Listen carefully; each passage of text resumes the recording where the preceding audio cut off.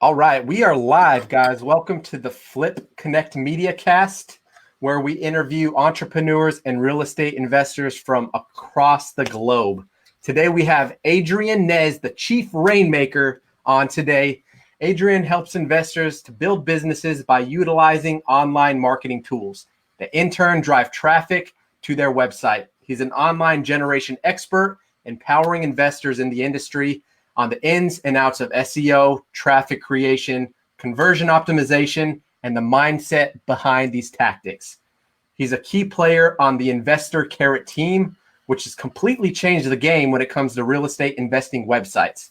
He currently lives in Wilmington, North Carolina with his wife and 3 children, and actually was born and raised in my home state of New Mexico. You don't see that a whole lot. Yeah. We really connect on that level. Without further ado, Adrian, welcome on board, bro.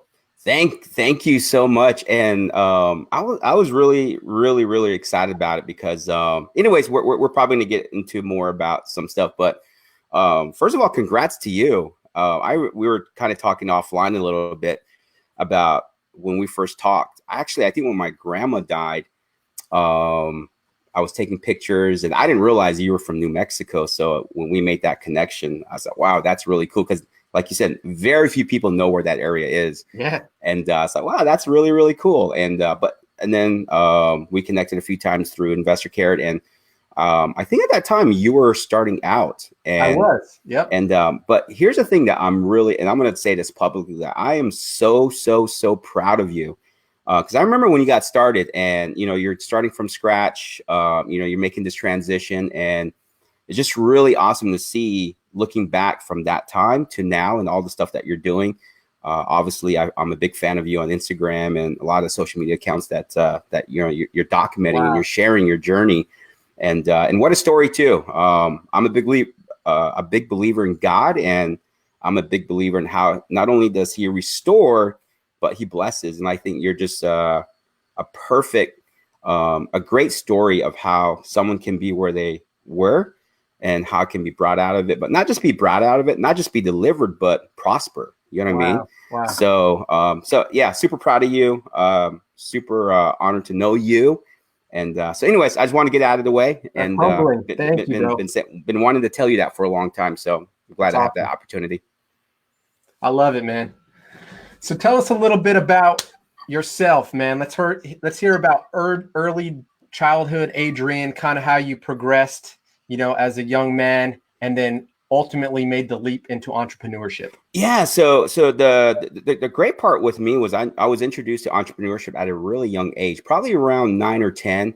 I had a cousin, probably second cousin that I kind of began to look up to because he had a business, and I didn't really understand what his business was until later down the road, but I knew he was in business. I had a few uncles that had businesses, and my grandfather on my dad's side had a really big operation in trucking.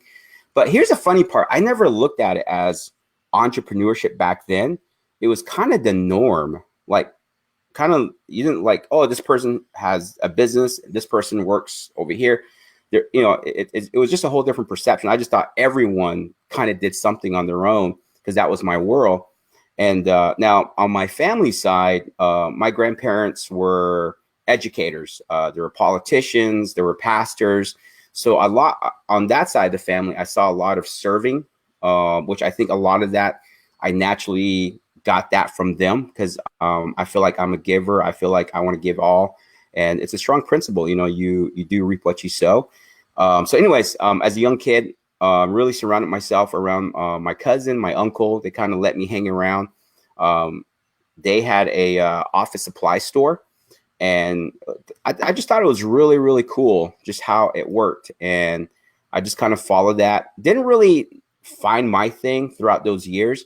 I ended up opening up my own office supply store when I was 19.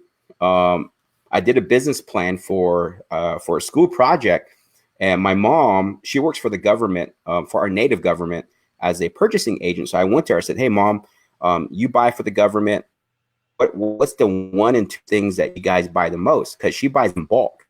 And she goes, office supply and janitorial. I said, okay. I said, all right, cool. I'm gonna open an office supply store because, you know, supply and demand.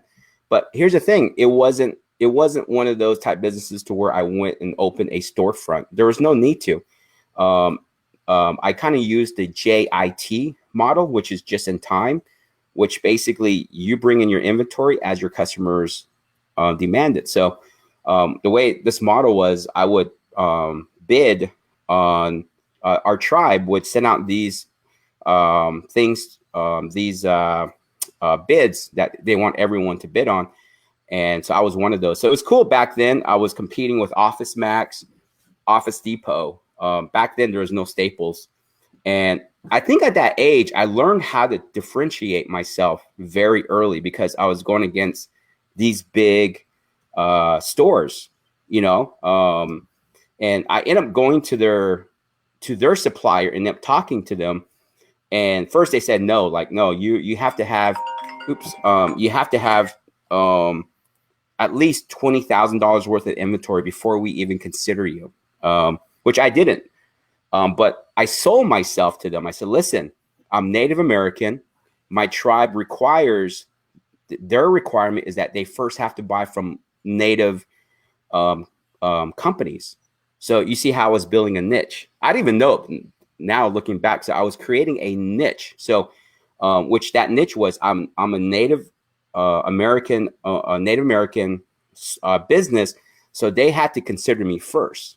So if me, Office Depot, and Office Max, if we all lined up and we gave our bids, as long as I wasn't crazy over the top with my pricing, I was rewarded that contract. So that's huge. Yeah, so at an early age, I learned how to differentiate. I always have a hard time saying that word, differentiate, and then also how to niche down, right? Because a lot of times, like, I could have had that mentality at a young age, like, man, Office Depot is too big to compete with.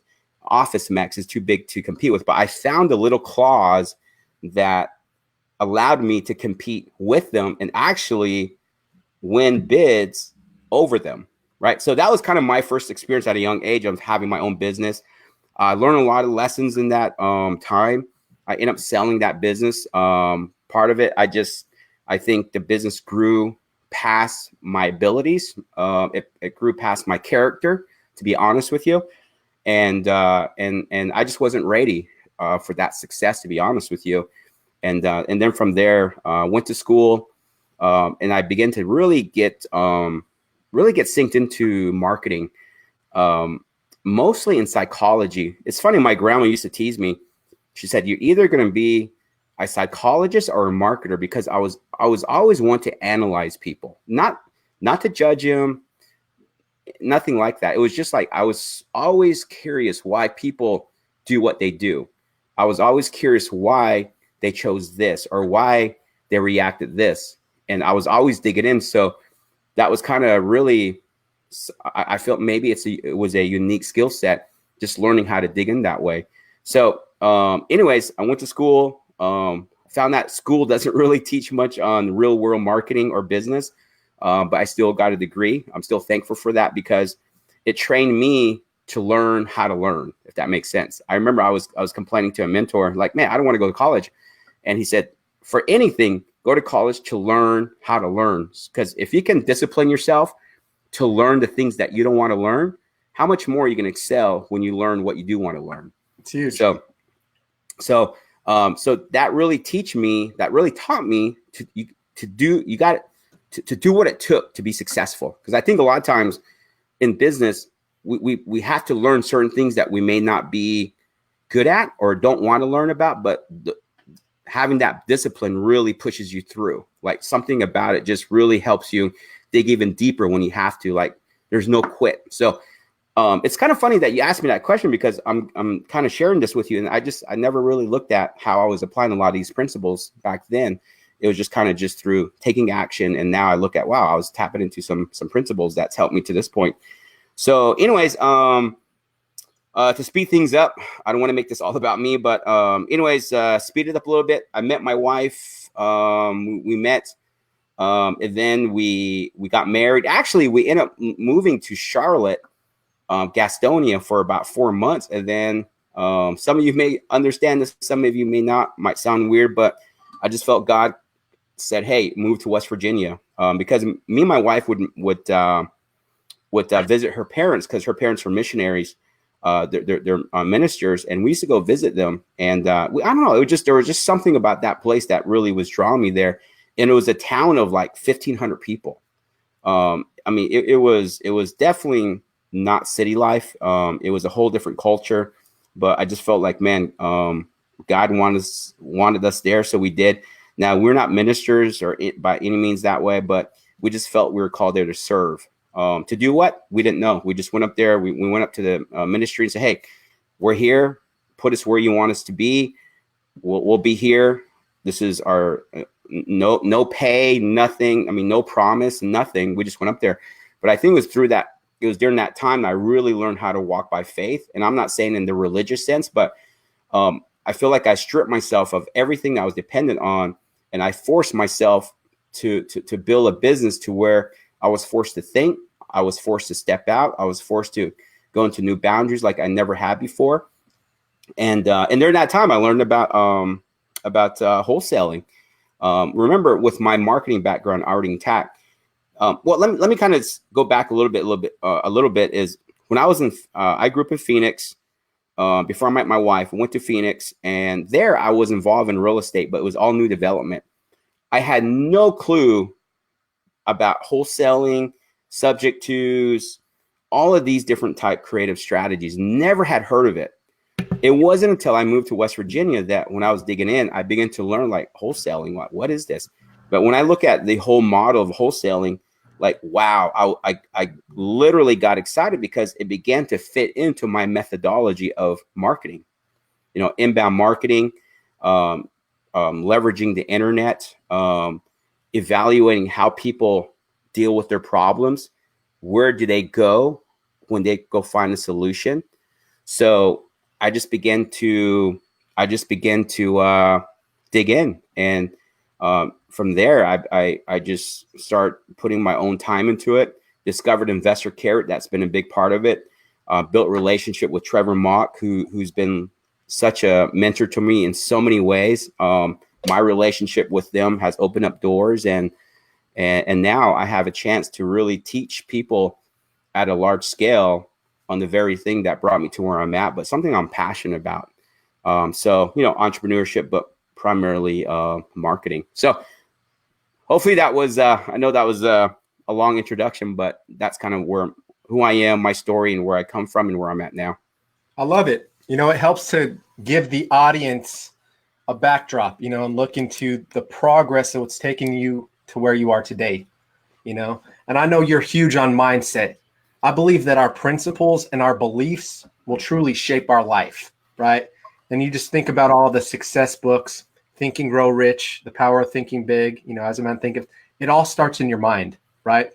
And when you realize that what you think about expands, it just opens up this whole playing field, right? And it makes you realize what is truly possible. Amen to that, because I remember that time in West Virginia. I really feel like God took us to West Virginia to really just to do a self-check and grow from scratch, right? Because up to that point, I was always operating on gifts, abilities, whatever knowledge that I had. But I lived such a fast-paced life that I never got a chance to just sit down and reflect. So when I went to West Virginia, like, I had no choice but to do that. Like, just to really look at who I am, who am I, what's my purpose, what do I really want to do, what brings me joy, what brings me happiness. I mean, it just, and I began to also tap into a lot of principles about serving, the principle of giving, and during that time is also, I began just to immerse myself into some of those books that you're talking about, just really learning how to renew your mind. It's so interesting. I think it was in Romans 12:2, that word renew in the Greek means renovate. Right. So us as real estate investors, as wholesalers, we can relate to that. So imagine your mind is distressed, right? Or we have a distressed property up here. What do we have to do? If you really want to go to the next level, you got to renovate. You got to gut everything up here and renovate. That's the only way you're going to see things differently. And here's the crazy part, Ben, is a lot of times I think we want to chase ideas. We want to look for opportunities, but unless we don't renew our minds, we'll never see it, because here's the thing, it's in front of us, right? Renewing your mind opens up your eyes, right? Not your, like, hey, this isn't like, I see this in front of me, but things that we never were able to see becomes exposed because we've trained our mind from scarcity to abundance, from poverty to prosperity, right? It just, and it's almost like nothing's changed. It's that you've changed. I mean, it's funny, when I moved to West Virginia, the first thing that I saw in that first week was I saw a newspaper article on how West Virginia was like the #1 poverty state in the nation. And I was like, man, what did I do? Like, I want to build businesses. I want to be successful. And so you see, my mind made it about my environment, right? But it was through renewing my mind. It was through renovating my mind. I began to see opportunities. I began to implement certain things that I didn't believe I could do, or didn't even know it was there. So, and that's where this journey started, guys, was in West Virginia. So to me, that's very symbolic. Like, we got to stop looking at our environment. We got to stop looking at our situations. It's through a renewed mindset that you actually begin now to see them as possibilities or opportunities. Because really, success is all about solving problems. And I think the way that you can grow as a business in any capacity is first learn how to solve your own problems, right? That's how you grow. I think that's the best practice that you can get in of solving problems, is start with your own. So if you have a financial problem, let's solve that. If you have a marketing problem, solve that. If you have a growth problem, let's solve that, right? So I think, and a lot of it just comes from what we're talking about, is you got to renew your mindset. So many nuggets in there. It's like, if you can grasp that simple concept, behind resting, renewing your mind, clearing that space to view opportunities, right? And that takes you into being able to evaluate different threats and turn them into opportunities. Other wholesalers or people in the market, like, stop the hustle, stop striving and trying to build your legacy. Take a moment to just breathe, right? Take it in and think, because the greatest inventions of man all began in the mind, right? Oh, 100%. I mean, I think one of the topics that we're going to talk about today was online marketing, and I can apply something that fits perfectly in what we're talking about. Is, obviously, Investor Carrot has become a high standard in our space. It's amazing, because I was a part of them when they first got started, and it's just amazing how Trevor, through his leadership, has been able to grow Investor Carrot, and based on a lot of principles that we're talking about. And he shares a lot of that. But here's a good example. Like, one of the #1 obstacles that people see, and I'm sure you read it on the internet, I see it all the time, is like, man, I wish I could use Carrot, but so many other people are using it. I wish I would use Carrot, but they all look the same. And I get taken by that, because back to that mentality, back to that mindset, looking for opportunities, like, people get so stuck on the problem, they never take the initiative to find a solution and take their thinking to the next level. So for me, I am so confident that I can go into any market online and take that top position in due time. And I don't care if every site on there is Carrot, because here's my thinking. We all have the same vehicle. Look at NASCAR. Okay. NASCAR, that's a great analogy. NASCAR is, everyone has the same car configurations. We're all racing under the same rules. We all have the same configurations. No one can put in a 10 horsepower engine. Let's say we all have to have 8 horsepowers, or I don't know what you call it. I'm not a car guy, by the way. What's the 4-cylinder, 6-cylinder, and then the 8-cylinder or something like that? Yeah. So we all have the same car. So everyone is so busy complaining that, hey, my car is not good enough. So here's the nugget, guys.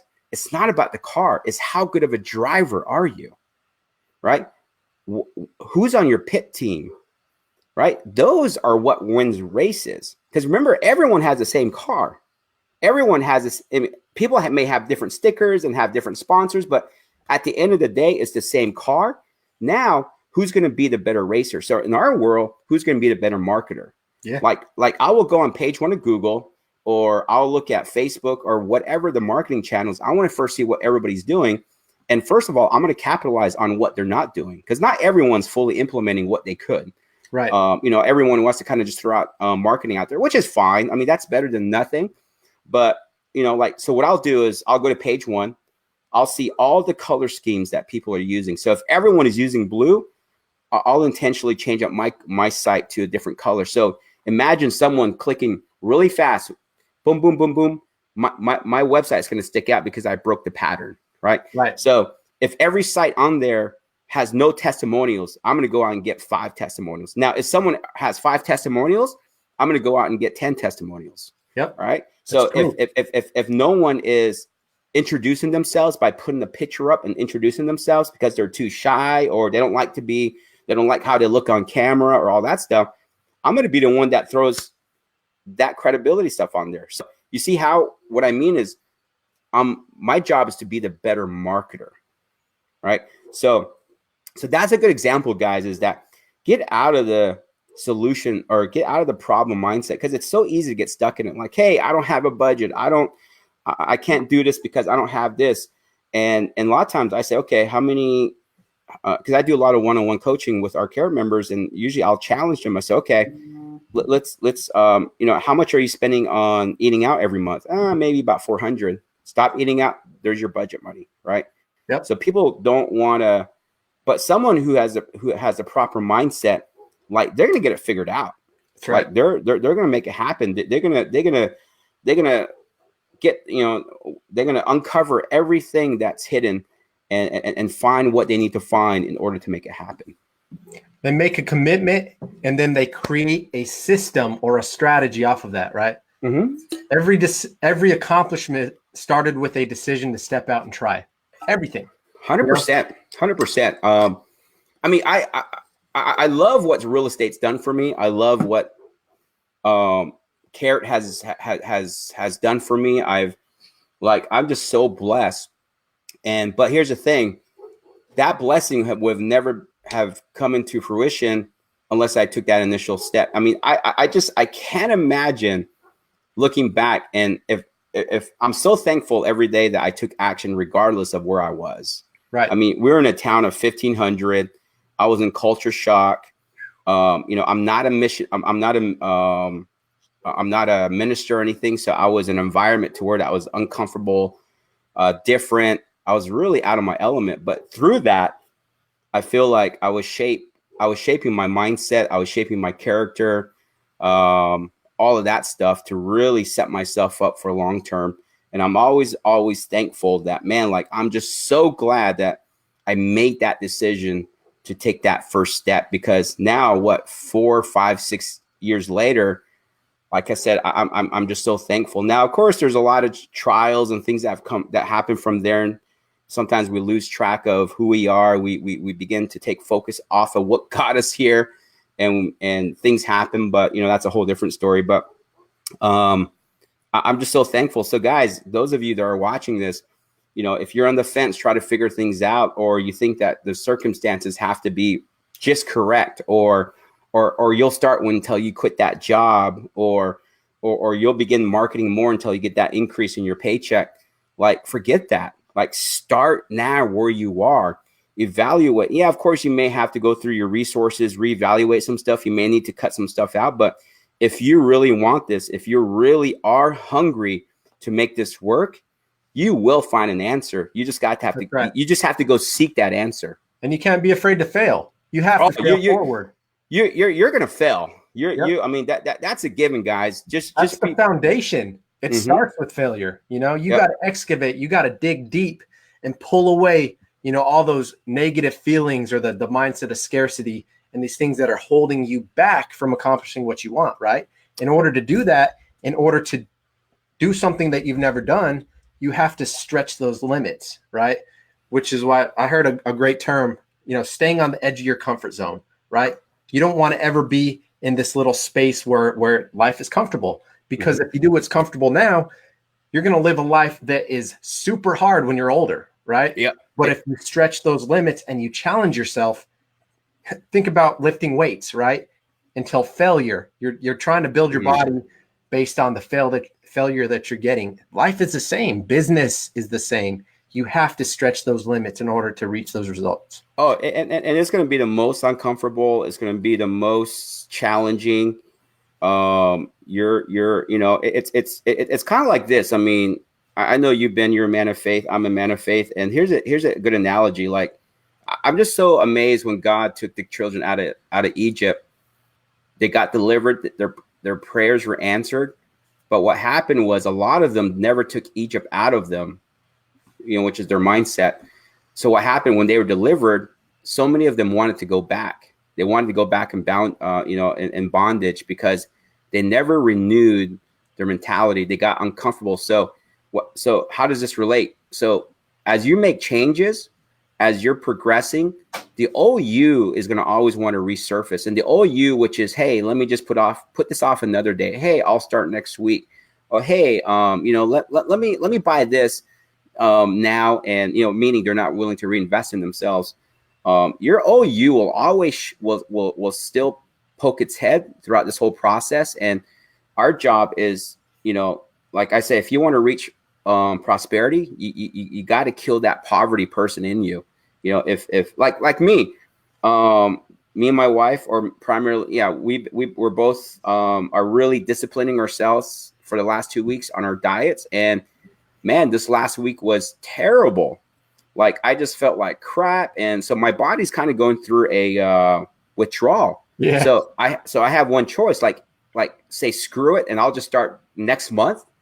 Because what's happening is all the toxins that I was putting in my body, now it's like, as I'm trying to get out of it, I love what Trevor says. He goes, before you can go up, you're going to hit bottom, So, and so this week, I'm going to say this: the fat person in me wants to keep merging out, but for the fit Adrian to come out, the fit chief, I got to kill the fat Adrian, right? I mean, so and that's a mindset right there, and I'm going to push myself through.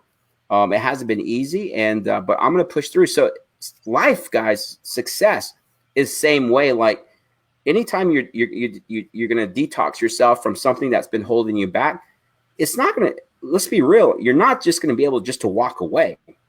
Right, you're gonna always have temptations to kind of want to resort back to it, because it's become a big part of you. Because like what Ben said, is it becomes harder as you go older, because now you're more deeper, and it's harder to get out of it. So, shoot, you might as well start now.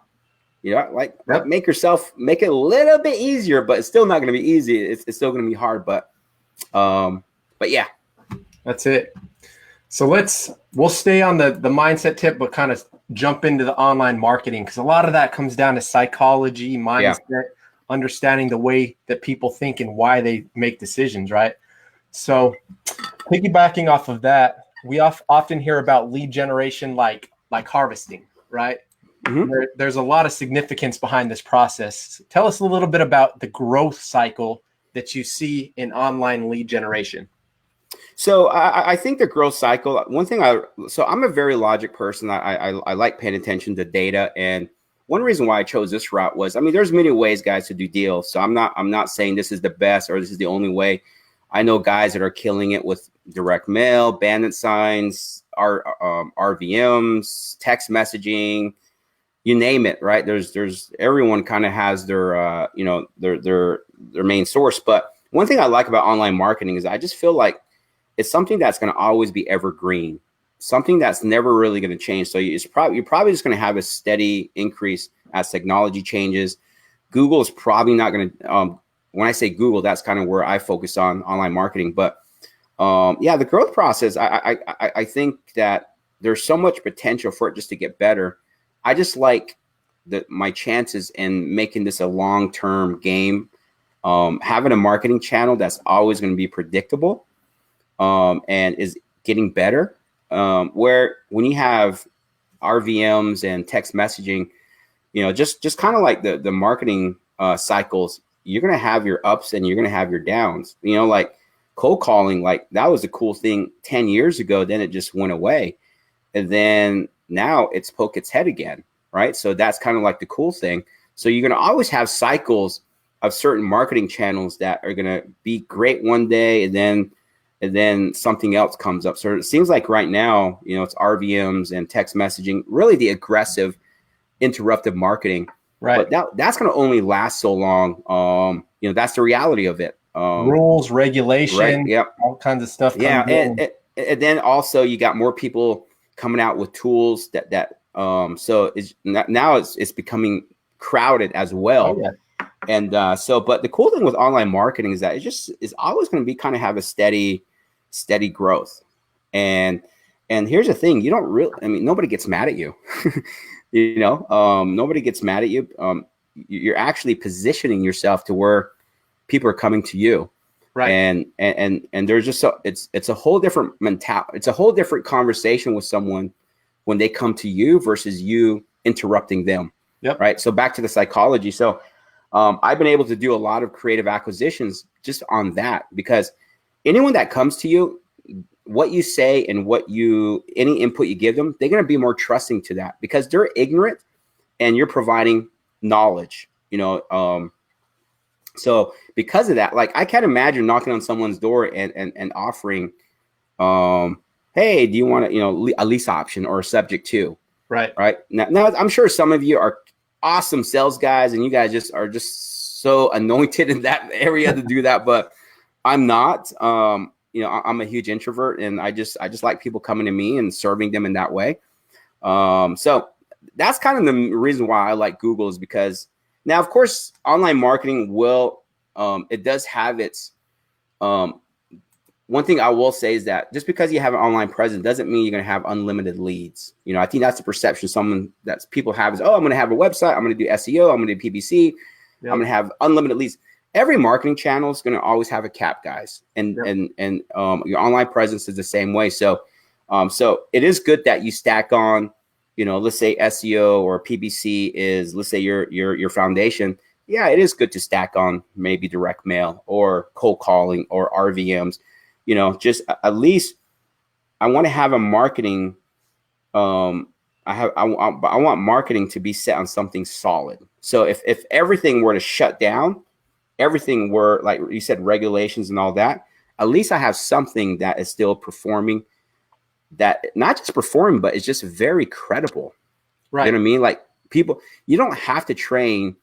The other day, my kids, I overheard them talking about something, and they're like, my youngest is 5 and my oldest is 9, and my middle kid is 7, and they're talking about something, and I hear it all the time. Hey, let's ask Google, or let's ask Siri, which is Google, yep. or ask Alexa, right? So these are mainstream solutions these are mainstream channels that people turn to when they're looking for information, when they're looking to buy something over the internet.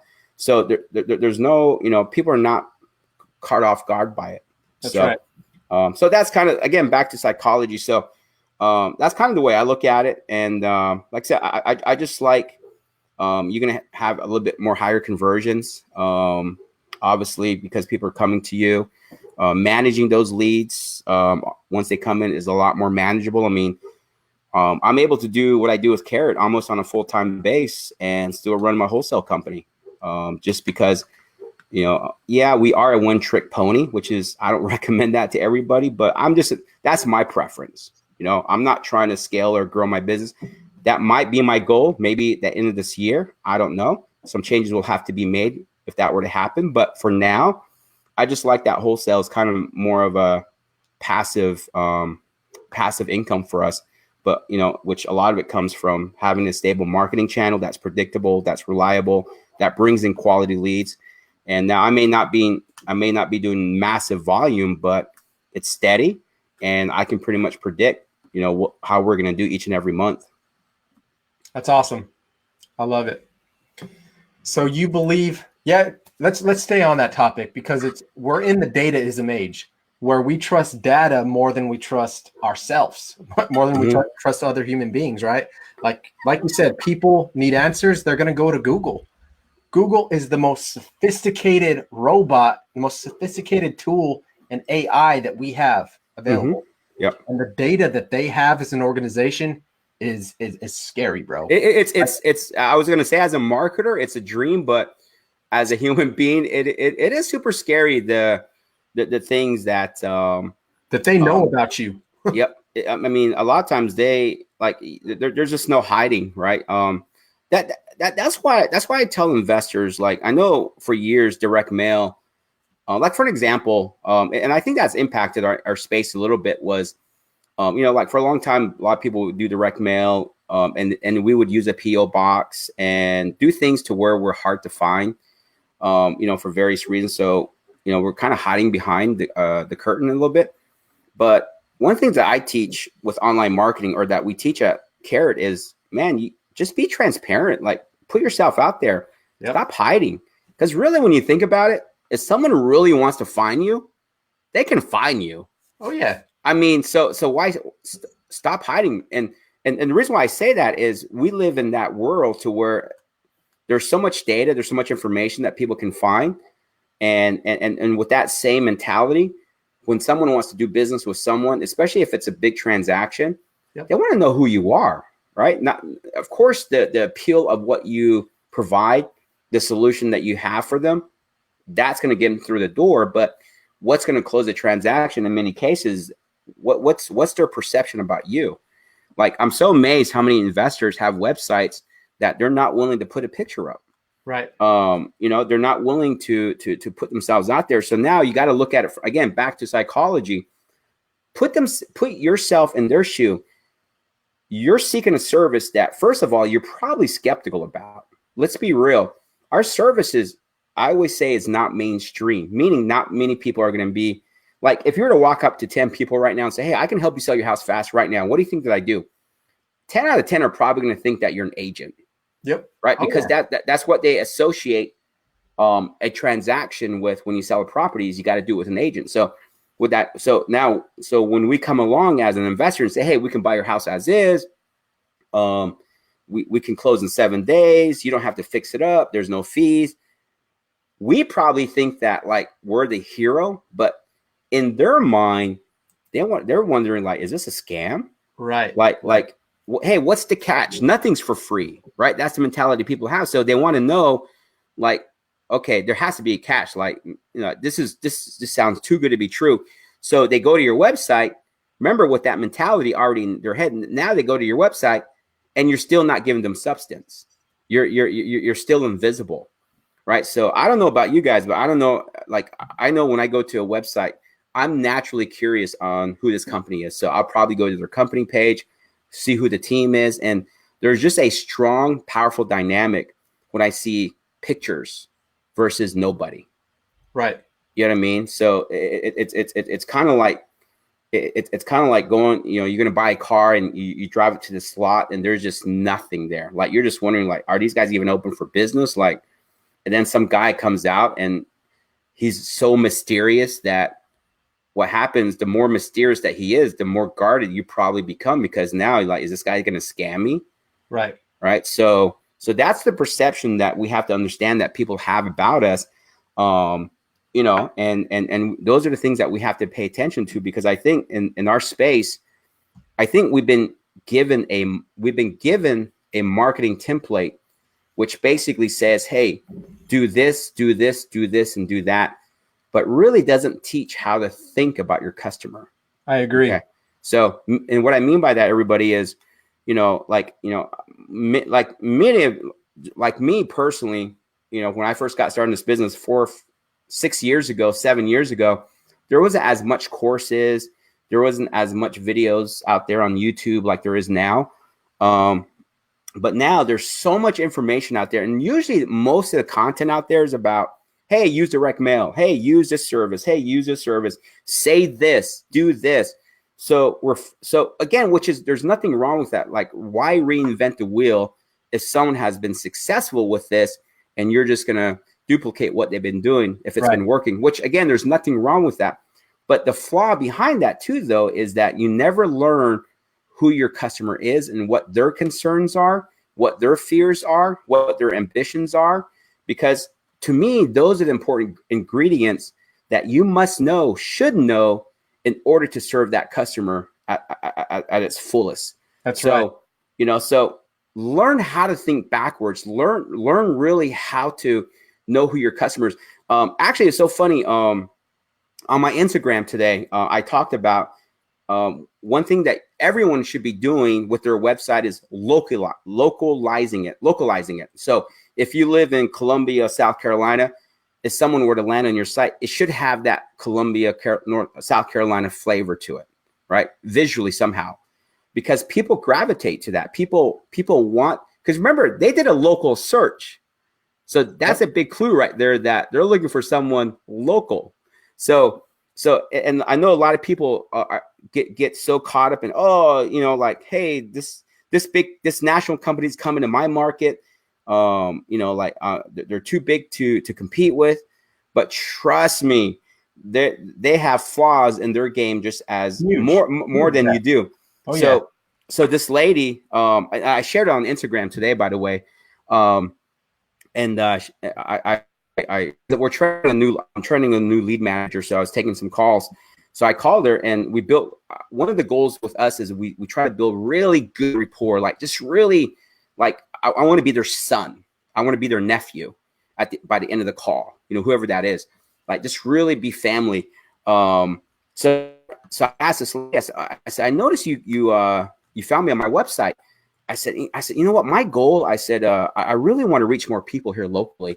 I said, there's so many people that there's other options, but very few are local like we are. And I said, did we do a good job of presenting that? She goes, and then she just really said it fast. She goes, actually, I was so excited to talk to you guys because I noticed that you were local, right? So again, back to psychology, right? Looking at things from a customer's perspective first, and then all your job to do is just meet those criteria that they have in their mind. Okay. True. So that's a tip right there, guys, is localize your site, because visually people are looking for that. And if they see something that they're familiar with, usually you'll pull them in better, because most people will trust something that they tend to be a little bit more familiar with than something that's a stock photo. Okay. And actually, that same customer or the same seller told me the same thing. She goes, I did call someone else, and it was the local We Buy Houses franchise. And she said that she reached out to them 3 days ago, and they have not gotten back in touch with her. So that shows you guys, even these franchises, these big players, they're capitalized on their laziness. Yep. So don't always think that you're the small dog. Just you doing those things and capitalizing on the laziness of your competitors, or doing things that really matter in the customer's eye is going to shift that balance of power, I guess you could say, over to you. Again, it's just those little things, and it's just always being in tune with your customer. In this case, it's sellers. You're building a relationship. You're focusing on people over profit. That simple, right? So many of us, and this is something we've been sold from the marketers too, right? Shining that big shiny object in your face. You do this, this, and this, and you will become rich, right? Yep. It's what we've been fed, but people don't understand, the mindset behind it. And so much that you just touched on, that is so deep. So many key takeaways. If you listen to this over and over and over again, it's going to help you get behind the psychology of success and the way that people think. Because at the end of the day, people are going to do business with people that they like and that they trust. They want to be able to look you in the eyes and know that you have their best interest at heart. 100%. If you don't, you should probably not have any space in this industry, because at the end of the day, we are called to serve, right? How can we help more people?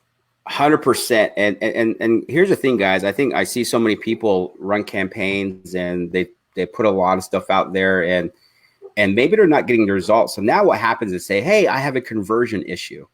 like my leads aren't converting. So the first thing naturally people want to do is blame the marketing channel, but yet they're ignoring the other stuff that you just touched on, is building that trust, coming in with a servant mentality, paying attention to them and their needs, meaning you listen more than you talk.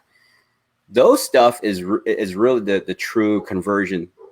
That's right. Metrics. You know what I mean? So I say that because so many, like when people come to me and say, hey, like, I'm doing Facebook marketing, or I'm doing pay-per-click marketing, and I'm getting all these, I'm getting a lot of clicks, I'm getting a lot of activity, but none of them are signing up on the website. Something's wrong with the website. You probably got a generic name at the top with no add-ons, right? Yep, exactly. Website that you didn't put the heart into it. Of course they're not converting. Exactly. So we kind of tend to blame the marketing method, but yet you got to look at it look at the marketer, which is you, right? So that's why I like to work backwards. Like, okay, let's find out first where these people are coming from, right? What they clicked on determines what their expectations is. So if you're choosing the wrong keywords or you're presenting the wrong message, of course they didn't convert, because what happened was they clicked on your ad, they landed on your site, and they realized, wait a minute, this is one of those house buying companies. This is not what I'm looking for. So it's not that anything technically was wrong. It's just you were not what they were looking for, because of what you presented on the front end is what the perception that you were, but really they were looking for something totally different. That's why it's just so important on the front end, everybody. You got to have a clear message. You got to have a clear message on who you are. As I mentioned earlier, most people like to put us in the traditional real estate space because, anything that does with houses or anything, people just think we're agents, right? I remember I went to Max's event, and I went in Dallas. I got an Uber, and this guy was asking, hey, what do you do? So I was kind of explaining about investing. And then, like, at the end of the conversation, he goes, oh, that's cool. So you like being an agent? I mean, I was very clear, like, what I did, but he labeled me as an agent, right? So that's what happens many times is, so if you're running ads on Facebook, let's say, or even pay-per-click, maybe sometime you got to be, or Craigslist, maybe you're presenting a message that there's a little bit of a mixture of where someone can mistake you for an agent, because you're speaking too much similar like an agent. So like I said, if you're running ads on Craigslist, let's say, that says, hey, do you want to sell your house quickly or sell your house now? Remember that the word sell now, they're going to automatically revert to what their subconscious knows about selling a house, which is an agent. Right. Investors were not embedded in their minds as an option, because we're not mainstream, not yet. But so that's what I mean, guys. Pay attention. So don't blame your website. Don't blame Craigslist or PPC or Facebook or whatever. Pay attention. Like, is what I'm saying on my marketing, whether it's printed or online, like, challenge yourself to really look like, am I connecting correctly with my market? And it's, sorry to interrupt, but in its simplest terms, marketing is attracting the people that you do want, and detracting those that you don't. It's that simple, right? 100%. 100%. Like, here's one more quick example, and hopefully this hits home, is like, there's a market I'm in to where we're targeting like very low end properties. You're probably talking about 10, 15K properties. So what we do in that market is we're not using fancy words. Our content is probably at 5th grade level. So why is that? Because it's easy for them to consume based on their level. And I'm not saying that we're better, they're less, but usually when you target low income areas, you're not going to have that education versus if I was targeting a neighborhood that was above, let's say, the median price point, then I better come in with my A game. I probably shouldn't have any, I can't use slang. I can't, I got to be more professional, I guess you could say. You know what I mean? Right. Like, if I were to go in the hood, I probably could get away with just wearing what I normally wear. But if you're going to go into a nice neighborhood, you probably better have a nice collared shirt or polo shirt that represents your business, because that's their expectation. Yep. So that's a good example, guys, of really that's why I believe it's so important to know your local market, know your people, right? Know what's important to them and learn how to, because if you can identify what's important to your community, your neighborhood, your city, you can find ways to creatively embed that into your marketing message. Oh yeah. Because it's going to get their attention. That's huge. And knowing how to convert your leads as well, right? You got to have different plans. People like options, right? So in some cases, I'll present to someone and say, you know what? We're not always the best option. We're the easy button.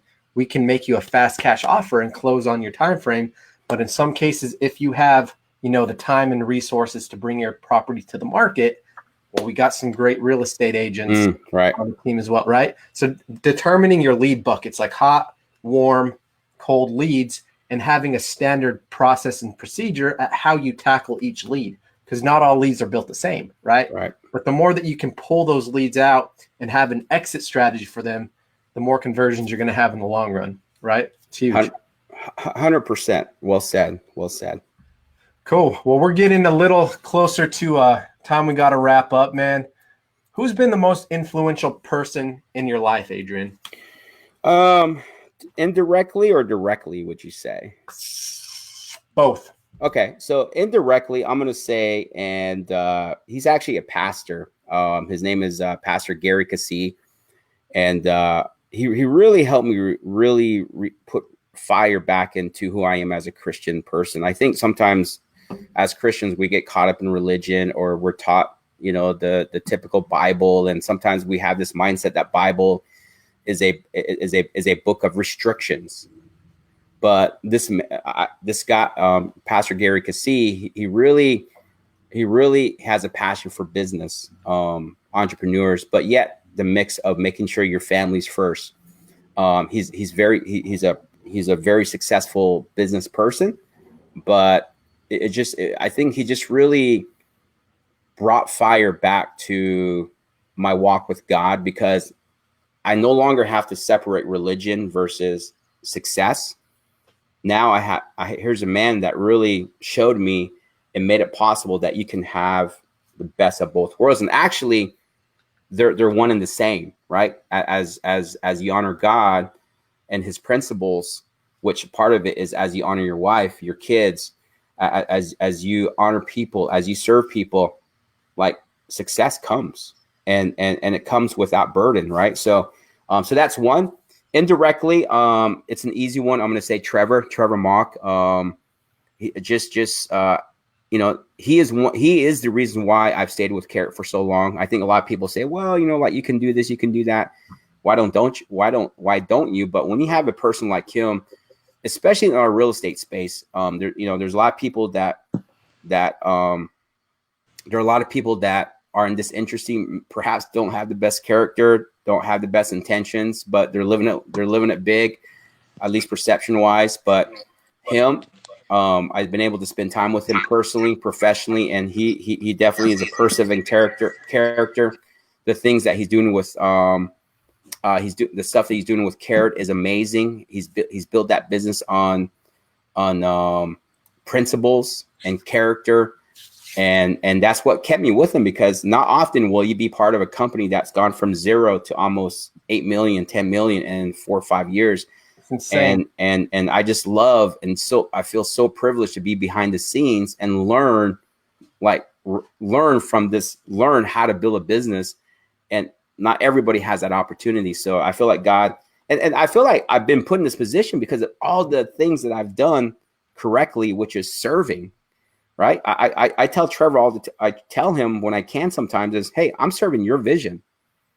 As I serve your vision, I'm a strong believer that God will put someone in my life to serve my vision and help me grow to new levels. So find someone to serve, guys, whether it's your pastor, whether it's your mentor, whoever that is, serve them and making their vision happen. And I guarantee you that someone will come along and help you serve your mission. It's a principle.